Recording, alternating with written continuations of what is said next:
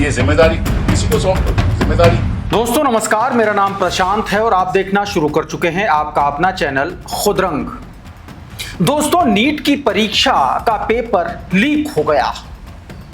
Bharatiya Janata party के leakage की सरकार में सिर्फ एक चीज फिक्स है, वो है बेईमानी। बेईमानी के आश्रय चुनाव को जीतना, चाहे बंगाल हो, चाहे महाराष्ट्र हो, चाहे कोई अन्य राज्य। सिर्फ एक चीज लीकेज नहीं है, वो है नफरत। बाकी हर चीज में लीकेज है। इनके सड़कों पर लीकेज। कल की बनी हुई सड़क अगर आज उखाड़ करके देख लो और इन्हीं के नेता पोल खोलते हैं। और अब नीट का पेपर लीक हो गया। और लीक करने वाले कौन हैं? भाजपा या भारतीय जनता पार्टी के नेता धरे गए हैं। जी, ऐसे ऐसे भाजपा के नेता धरे गए हैं जिनके पूर्व केंद्रीय मंत्रियों के साथ तस्वीरें हैं। अभी वो तस्वीरें मैं आपको दिखाने की कोशिश करूंगा और कैसे इस देश में, इस देश के आम नागरिक से के साथ खिलवाड़ किया जा रहा है, उसकी हेल्थ के साथ। इस तरीके के दो दो कौड़ी सड़क छाप लोगों को डॉक्टर बना बना करके अभी उसके बारे में बताऊंगा कि किस तरीके से इस पूरे गैंग ने, सरगनाओं ने किस तरीके से इस पूरे गेम को रचा और घर के ही लोगों को, कई लोगों को डॉक्टर बना डाला। पता नहीं कि वो सही से बने या नहीं बने, ये नहीं जानता। लेकिन आप सोचिए कि कितने ऐसे डॉक्टर होंगे जो इसी तरीके के सिंडिकेट से पास हुए और हमारा और आपका इलाज कर रहे होंगे। छात्रों को जो दिक्कत हुई वो तो दूर की बात है। इसके अलावा आपको एक और तस्वीर दिखाने की कोशिश करूंगा, बताऊंगा कि कैसे चुनाव आयोग के बाद नए सीबीआई चीफ की नियुक्ति को लेकर के भारतीय जनता पार्टी ने बड़ा खेल किया है। नेता प्रतिपक्ष राहुल गांधी ने एक डिमांड रखी थी और भारतीय जनता पार्टी ने उसको नकार दिया। अभी बताता हूं उसके बारे में। इधर ज्ञानेश कुमार गुप्ता के पाप का भागी बंगाल बनने जा रहा है, इसको लेकर के कुछ खबरें आ रही निकल के सामने, उस पर भी बातचीत करेंगे। बंगाल में भारतीय जनता पार्टी के पार्टी कार्यालय के भीतर भाजपा के नेता के द्वारा रेप के घटना, ऐसे दावे किए जा रहे, कथित तौर पर दावा किया जा रहा है, सामने आ रही है। अभी उसके बारे में बताऊंगा। उधर भारतीय जनता पार्टी आरएसएस के एक बड़े नेता ने पाकिस्तान की भाषा बोली है। जी, पाकिस्तान की भाषा बोली है। यही भाषा अगर अपोजिशन का कोई आदमी बोल देता ना, तो अब तक भारतीय जनता पार्टी के लोग तेल पानी लेकर के उसके ऊपर चढ़ जाते हैं। बहुत सारी खबरें हैं, इसके अलावा भी सब कुछ बताने जा रहा हूं। लेकिन सबसे पहले जरा इन कुछ तस्वीरों को देख लीजिए। यह भारतीय जनता पार्टी का नेता है, जयपुर ग्रामीण का जिला मंत्री है, भारतीय जनता युवा मोर्चा का। 30 लाख में इसने पेपर खरीदा नीट का, 30 लाख में। और खबर तो यहां तक है कि इसके ये दो भाई हैं और दोनों बताया जा रहा है कि भाजपा विधायक के बेहद करीबी हैं। और इनके परिवार के 4 बच्चे पहले ही नीट की परीक्षा उत्तीर्ण करके डॉक्टर बनने वाले, ये बात कही जा रही है। दोस्तों जरा राहुल गांधी का ट्वीट देखिए। दिनेश बिवाल नाम है इसका, भाजपा का ये ऊर्जावान नेता बताया जाता है। तंज क्या है उसमें बता रहे हैं। नेट पेपर चोरी मामले में राजस्थान से गिरफ्तार हुआ है ये दो भाई हैं, विधायक के करीबी हैं। देखिए किस तरीके से भारतीय जनता पार्टी और संघ के नेताओं की सुशोभित तस्वीरें और कृत्य इस तरीके का किस देश के लाखों बच्चों के भविष्य पर फुल स्टॉप लगा देने वाले ये। और इनका कुछ नहीं होगा, भारतीय जनता पार्टी की सरकार में इनका कुछ नहीं होगा। कायदे से ये जो जिन्होंने ये कृत्य किया है, इन लोगों पर हत्या से ज्यादा संगीन मुकदमा चलना चाहिए। एक और तस्वीर दिखाता हूं, ये देखिए। आपको पता है ना, ये राज्यवर्धन सिंह राठौड़ है, भाजपा के नेता रहे हैं, मंत्री रहे हैं खेलकूद की। और ये देखिए किस तरीके से खेल करवा दिया अपने ही चेले चपाटों से। वो देख लीजिए कितने बड़े बड़े होर्डिंग लगे हुए हैं, ये जयपुर के होर्डिंग्स हैं, फोन नंबर और नंबर सब लिखा हुआ है। देखिए जरा, भाजपा विधायक है जमुआ रामगढ़, उसके साथ में इसकी तस्वीर, ये देखिए। जमवारामगढ़ से भाजपा का विधायक बेहद करीबी बताया जाता है। रणविजय लिख रहा है कि नेट पेपर लीक में बीजेपी नेता दिनेश बिवाल को गिरफ्तार किया गया। बीजेपी नेता ने 30 लाख रुपए में पेपर खरीदा था। अब इसे इसे आगे कई ग्रुप में भी फॉरवर्ड किया। हर कांड बीजेपी नेता ही शामिल होते हैं। अब एक और इसका वीडियो देखिए, बाकायदा वीडियो कॉल पे है। दूसरी तरफ पता है कौन है ये अर्जुन राम मेघवाल हैं, केंद्रीय मंत्री। और ये नीट पेपर का जो पहला आरोपी दबोचा गया वो भाजपा ही निकला।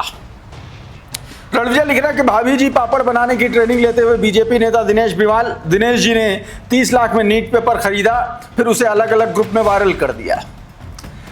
अलग अलग तरीके से खबरें निकल के सामने आ रही हैं। लुटेंस मीडिया लिख रहा है कि नीट पेपर लीक में दिनेश बिवाल भाजपा का नेता है। क्या राजस्थान की भाजपा सरकार ने इसी कारण से 9 दिन तक पेपर लीक को छिपाए रखा और एफआईआर दर्ज नहीं की?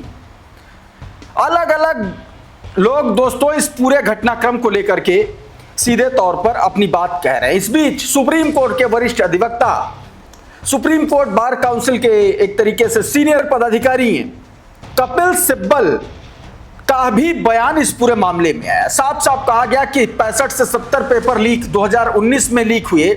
जहां जहां पेपर लीक होते हैं वहां बीजेपी की सरकार होती, बीजेपी के सरकार में ही पेपर लीक हो रहे हैं। भाजपा ने एक और मैं क्या कह रहा हूं, जनता से जुड़ी कोई भी चीज आपको उसमें लीकेज मिलेगा ही मिलेगा लीकेज।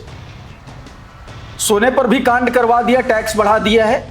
कम से कम आज के बाद से आप अगर सोना खरीदने जाओगे तो 9 से 10 हजार रुपए प्रति ग्राम महंगा मिलेगा, प्रति ग्राम। समझ रहे हैं? टैक्स बढ़ाया है सरकार ने। खैर, इस खबर को देखे दैनिक जागरण की। सीबीआई का अगला डायरेक्टर कौन, आज शाम हो जाएगी नाम की घोषणा। रेस में 39 आईपीएस अधिकारी शामिल हैं। लेकिन भाजपा ने कांड पता क्या किया है, जब सीबीआई का अधिकारी चुना जाता है तो उसमें लीडर ऑफ अपोजिशन भी होता है। Leader of opposition Rahul Gandhi हैं। राहुल गांधी ने 60 आईपीएस अधिकारियों की लिस्ट सौंपी थी। कहा था कि इनके बारे में मुझे बताया जाए तब मैं आपको जानकारी दूंगा। भाजपा ने कह दिया कि नहीं बता पाएंगे, सरकार ने कह दिया नहीं बता पाएंगे, बैठक में आना तब जान लेना। बैठक में राहुल गांधी पहुंचेंगे, तब वो छांटेंगे, तब वो पढ़ेंगे। इतना समय कहां रहता है? इस तरीके से भाजपा गेम खेलती है। आदेश रावल है, कांग्रेस की अंदरूनी खबरों के लिए जाने जाते हैं। लिखा कि सरकार ने नेता प्रतिपक्ष राहुल गांधी की सीबीआई चीफ नियुक्ति के लिए 60 से ज्यादा आईपीएस अफसरों की सूची दी थी, लेकिन इन अधिकारियों के बारे में विस्तृत जानकारी नहीं दी गई। राहुल गांधी ने सरकार से अनुरोध किया कि मुझे इन अधिकारियों का एसीआर चाहिए, लेकिन उन्हें मुहैया नहीं कराया गया। बल्कि कहा गया कि बैठक में आपको सभी अधिकारियों की विस्तृत जानकारी दी जाएगी, लेकिन बैठक में इतने अफसरों के बारे में पढ़ना नामुमकिन सा था, इसलिए राहुल गांधी ने अपनी असहमति दर्ज करा दी। उधर एक बड़ी खबर बंगाल से निकल के सामने आई। बंगाल में कहा जा रहा है कि एसआईआर में जो करोड़ों लोगों के नाम काट दिए गए, लाखों लोगों के नाम काट दिए गए, अब कहा जा रहा है कि उनको सरकारी सुख सुविधाओं से वंचित कर दिया जाएगा।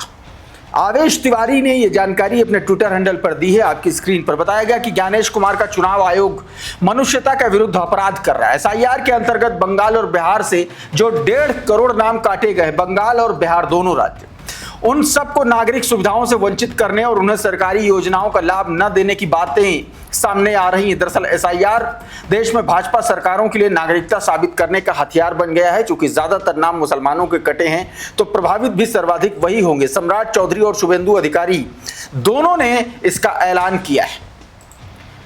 एक खबर और जो बंगाल से है, बंगाल में बताया जा रहा, न्यूज 18 की खबर है जिसको मनीष नाम का ट्विटर हैंडल है उसने शेयर किया है, और बंगाली भाषा में ये ऑडियो है जिसमें उन्होंने ट्वीट कोट करके ट्वीट किया है कि भारतीय जनता पार्टी के एक नेता पर आरोप लगे हैं कि उसने पार्टी कार्यालय के भीतर ही रेप जैसी संगीन वारदात को अंजाम दिया। इस ट्वीट को देखिए, बताया गया according to the news report local suspect that a BJP worker Nitai Roy raped a woman inside the BJP party office in Vivekananda Jalpaiguri के विवेकानंद पल्ली के भारतीय जनता पार्टी के ऑफिस में भाजपा नेता ने एक महिला के साथ रेप किया है। ये जरा न्यूज 18 का छोटा सा हिस्सा देखिए खबर का।